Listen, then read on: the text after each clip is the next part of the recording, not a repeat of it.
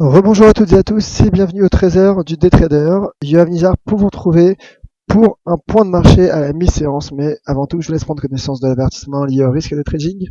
Négocier sur marge sur le marché des devises ou via des produits CFD comporte un risque élevé et ne peut être recommandé à tout investisseur. FXM et Daily FX ne pourront en aucun cas être tenus responsables de pertes ou dommages occasionnés incluant sans restriction des pertes ou manque à gagner qui pourraient découler directement ou indirectement de l'utilisation de ces informations. Alors rebonjour sur le chat, n'hésitez pas justement à me faire part de vos questions graphiques, analyses ou suggestions, je serai ravi de pouvoir vous y répondre. Alors un mot sur le calendrier macroéconomique pour vous dire, comme vous savez, pour vous rappeler qu'à 14h15, il y aura le résultat de l'enquête ADP du nombre de la création d'emplois dans le secteur privé aux États-Unis qui est attendu en légère baisse par le consensus, son ralentissement. Le consensus s'attend à une création de 190 000 emplois aux États-Unis dans le secteur privé. Quelques statistiques en zone euro également ce matin où les ventes au détail ont ralenti, ont progressé de seulement 1,4%, donc elles stagnent. Et les PMI de services qui ressortent également de manière mitigée en zone euro. Bien sûr, vendredi, il y aura le NFP. Et à ce sujet d'ailleurs, j'en profite pour vous inviter justement à participer à notre concours NFP. Comme chaque mois, le concours NFP qui fait son retour sur le forum DailyFix. Je vous mets le lien sur le chat. Et tentez de gagner une journée d'immersion dans nos locaux. Donnez votre pronostic sur le nombre de créations d'emplois qui tombera vendredi à 14h30. Donc voici le lien. Et bonjour donc à vous tous qui êtes présents et qui me saluez sur le chat. Alors débutons cette analyse tout d'abord par les indices. Les indices européens qui sont à l'équilibre. Séance tout de même qui reste flat, hein, bien sûr, en amont des statistiques macroéconomiques, mais ça bouge quand même, ça bouge pas mal même sur les indices. Le CAC qui prend 0,11%, alors que le DAX perd 1,09%. Le DAX qui est sous pression. Le DAX qui s'est replié sous les 9540, qui en prend la direction, et donc un pullback sur ce niveau pourrait être un nouveau point de short, hein, je dirais. Ça reste baissier en tout cas pour l'indice allemand pour le moment. Toutefois, nous arrivons sur des niveaux de support majeurs, notamment 9440. Donc prudence tout de même, hein, sur le DAX. Prudence car comme je le disais, le DAX également qui repasse au-dessus des 9500 points. Mais toutefois, le DAX, hein, qui est sorti, comme je le disais ce matin, par le bas d'un diamant. Et donc, ce qui est plutôt un signal baissier. Nous n'avons pas atteint encore notre objectif à 9340. Donc à surveiller ce pivot à 9540 qui, comme je disais, pourrait servir de pullback au marché. Donc prudence sur l'indice allemand. Le CAC également qui a bien baissé, mais qui a finalement formé un support à 4240 points. 4250, qui est finalement un niveau de support court terme, au-dessus duquel l'indice parisien se maintient, mais ne parvient pas à franchir les 4300 points. Donc pour le moment, ça reste, je dirais, latéral en intraday, ce qui est logique, hein, puisque le cours reste finalement à l'équilibre. Si on passe en daily, la bougie daily pourrait peut-être mieux nous le faire comprendre. Voilà, comme on le voit, c'est une petite bougie en daily, et le cours donc qui prend au moment où je parle 0,11%. Un pullback également sous les 4300 points est envisageable, auquel cas les 4225 serait une cible potentielle, mais comme je disais, à gérer ce support à 4247 points. Un mot également sur le Forex, pour vous dire que le dollar américain est en train de lâcher, l'US dollar craque, et d'ailleurs le dollar américain est en train également de franchir une ligne de tendance baissière, une oblique comme vous le voyez sur mon graphique.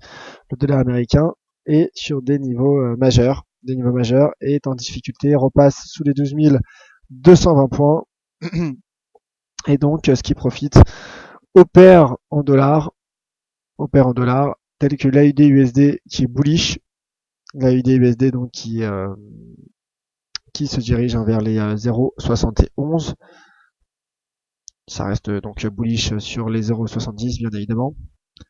Pour le NZD-USD également c'est bullish. Les 0,66 ont été atteints. Ma première cible donc de ce matin a été atteinte, j'en suis ravi. Et je vise donc comme je le disais les 0,6680 pour le NZD-USD. Mais il y a également des niveaux de résistance à 0,6620 qui pourraient également être des cibles intermédiaires. Et enfin, et c'est peut-être là l'information du jour, l'USD-CAD qui baisse, qui est fortement baissier, qui repasse sous les 1,40 $, et l'USD-CAD donc qui est fragilisé par la hausse des cours du pétrole et également donc par la baisse du dollar américain. Le pétrole donc qui pour l'instant teste toujours son niveau de retracement à 23,6%, donc le premier ratio de retracement de Fibonacci. Le pétrole toutefois ne parvient pas à franchir pour le moment. Je rappelle qu'à 16h30 il y aura les stocks de brut aux États-Unis, les stocks hebdomadaires aux États-Unis. J'en parlerai bien évidemment sur Twitter et dans la closing bell à 17h30. Donc voilà pour ce tour d'horizon, et pendant ce temps-là, pour être complet, l'once d'or se maintient. Alors certes, il se stabilise. Il se stabilise sous les 1130 $. À moyen terme, ça reste aussi tout de même pour le cours de l'once d'or, mais un biseau donc a été formé en H1 et le cours retrace et semble se diriger vers les 1124 $, la partie inférieure de ce biseau, qui sera bien évidemment à gérer pour le cours de l'once d'or. Voilà.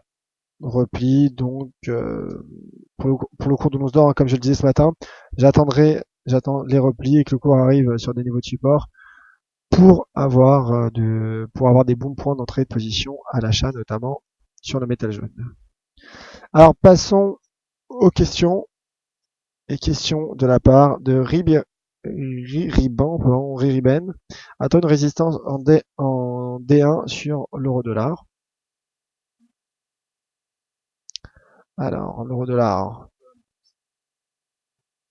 Alors oui, l'euro-dollar, j'en ai pas parlé, mais l'euro-dollar qui se stabilise toujours à l'intérieur de son range et qui se stabilise donc sous les 1,0955, qui est la première résistance court terme. Alors, y a-t-il donc une résistance des 1 sur euro-dollar pour répondre à notre cher Ririben? Pour moi, la résistance, elle se trouve plutôt à 1,0950. La première résistance même à 1,0950, comme vous le voyez. Toutefois, la résistance bien évidemment majeure se situe à 1,1060. Mais en effet, le dollar techniquement bloque sous cette résistance intermédiaire. Et donc en daily, l'euro-dollar qui est freiné. D'ailleurs, c'est étrange car le dollar baisse également, et malgré cela, l'euro baisse plus que le dollar visiblement. Toujours Ririben, a-t-on une résistance donc en traçant une ligne de tendance oblique? D'ailleurs, d'accord, donc vous parlez d'une oblique, mon cher Ririben. En partant de là, peut-être. N'hésitez pas à me confirmer ou à m'envoyer votre graphique sur le chat. Alors oui, nous avons une résistance, mais pour le moment, elle est éloignée. Moi, ce que je regarde surtout sur l'euro-dollar, c'est ce range. C'est ce range entre 1,1060 et 1,08 $. dont nous en avons suffisamment, en tout cas énormément parlé, ce mouvement latéral. Alors concernant l'oblique, n'hésitez pas à m'envoyer un graphique. N'hésitez pas à m'envoyer un graphique de votre résistance dynamique, mon cher Ririben. Commentaire de la part de Fab. Bonjour, quelle est votre position sur l'euro-yen?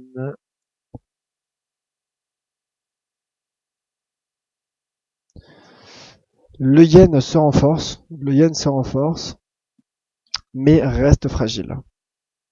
Le yen se renforce donc. Ce que je peux dire de l'euro-yen, ça semble se replier. Moi, ça me paraît baissier. Pour le moment d'ailleurs, on l'a vu avec l'euro-dollar, l'euro est en difficulté. Le yen également profite d'un effet de rachat de position vendeuse.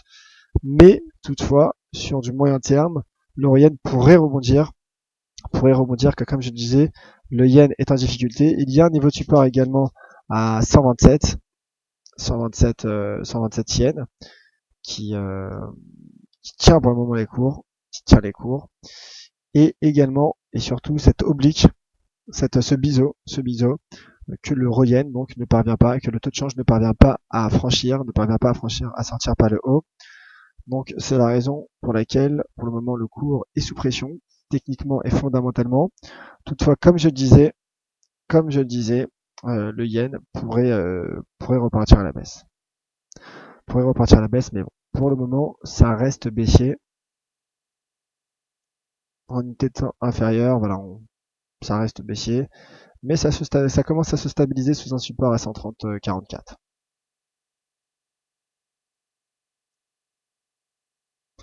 Alors, on arrive sur des niveaux de support en effet, notamment H1, mais ça reste fragile. Voilà, mon cher Fab.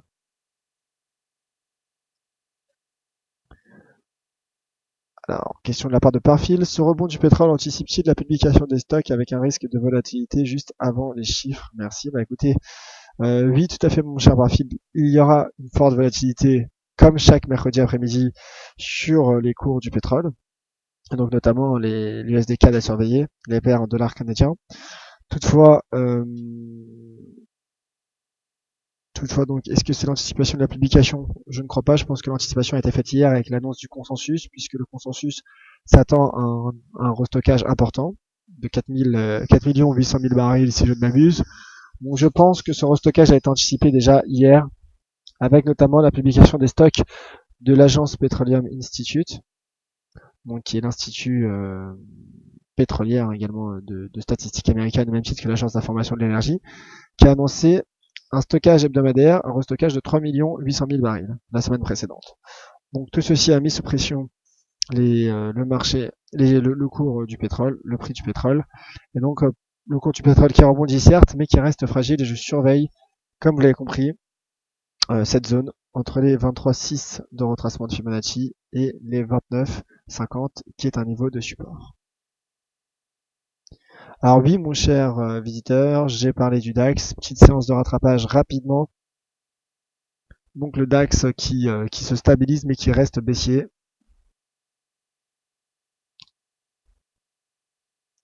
Le DAX qui qui rebondit. Ce qu'il faut savoir sur les indices européens, c'est que nous arrivons sur des niveaux de support importants. Donc c'est la raison pour laquelle il faudrait être prudent. Toutefois, un pullback sur les 9540 me permettrait de viser les 9430 puis 9340. En tout cas, ce niveau à 9440 est à surveiller, au même titre que ce pivot à 9530. Là, nous sommes dans une zone un peu, je dirais, de l'indécision sur le DAX. Mais tout de même, la dynamique reste baissière à prendre en compte. Voilà, mon cher visiteur. Alors, plus d'autres questions sur le chat. Le temps pour moi de vous rappeler donc d'une part que vous me retrouverez à 17h30 pour la closing bell. D'ici là, bien évidemment, je vous attends sur Twitter à @tuamizar. Et également, je vous rappelle que vous pouvez dès à présent voter sur le forum d'EliFX concernant le concours NFP et tenter de gagner une journée d'immersion dans nos locaux. Très bonne journée à vous tous. Merci de m'avoir suivi tout au long de la matinée. Vous retrouverez Vincent Gann à 14h15 pour un Wall Street Insider spécial enquête ADP. Très bonne journée sur les marchés, très bon après-midi et à tout à l'heure pour la closing bell. Là, c'était Yoav Nizar pour le Trésor des traders.